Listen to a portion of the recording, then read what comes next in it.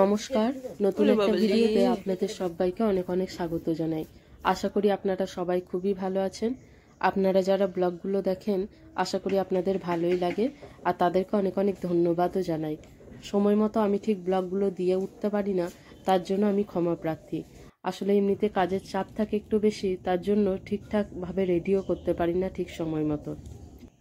আজকের ভিডিওটা একদম সকাল সকাল শুরু করেছি, তার কারণ হচ্ছে আজকে তো এমনিতে রান্নার ভিডিও হবেই, তার সাথে সাথে আবার একটা বড় কাজ আছে।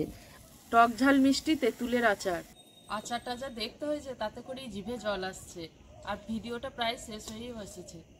আচারটা পুরোপুরিভাবে তৈরি হওয়ার পর কেমন লাগছে বলুন তো। কচি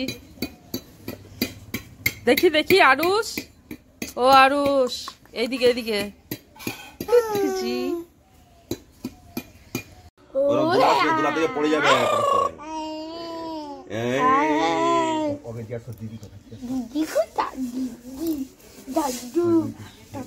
ওই কাজটা করার জন্যই স্পেশালি রান্নার ভিডিওটাকে একদম সকাল সকাল মতো শুরু করে দিয়েছি। আর রান্নার ভিডিওতে আজকে যেহেতু তেঁতুলের আচার বানাচ্ছি, খুব একটা বড় ভিডিও নয়, তার জন্য সকাল সকাল গুছিয়ে নেওয়া যাবে, সেই জন্যই আজকে এই বিশেষ কাজটা রেখেছি।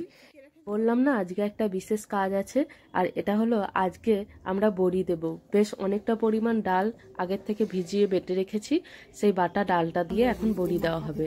আর আমরা যখন বড়ি দিই তখন এরকম একটা ফাঁকা ফাঁকা পাটা নিই, তার উপরে বড়িটাকে দিই, আর পাটাটাকে ভালো করে টাইট করে একদম টান টান করে বেঁধে নিই, যাতে কোনোভাবে কুঁচকে না যায়, নড়বড়ে না হয়ে যায়, তাহলে কিন্তু বড়ির শেপ ভালো হবে না।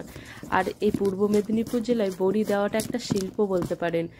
শীতের মিঠে রোদে বসে বসে বড়ি দেওয়া একটা উৎসবের মতো। একটা বাড়িতে প্রায় 10 থেকে 15 কিলো ডালের বড়ি দেওয়া হয়। আর এটা কিন্তু শুধুমাত্র যে বিউলির ডালের বড়ি দেওয়া হয় তা কিন্তু নয়, মুগ ডাল, মুসুর ডাল, সব রকম ডালের বড়ি এই সময় দেওয়া হয়।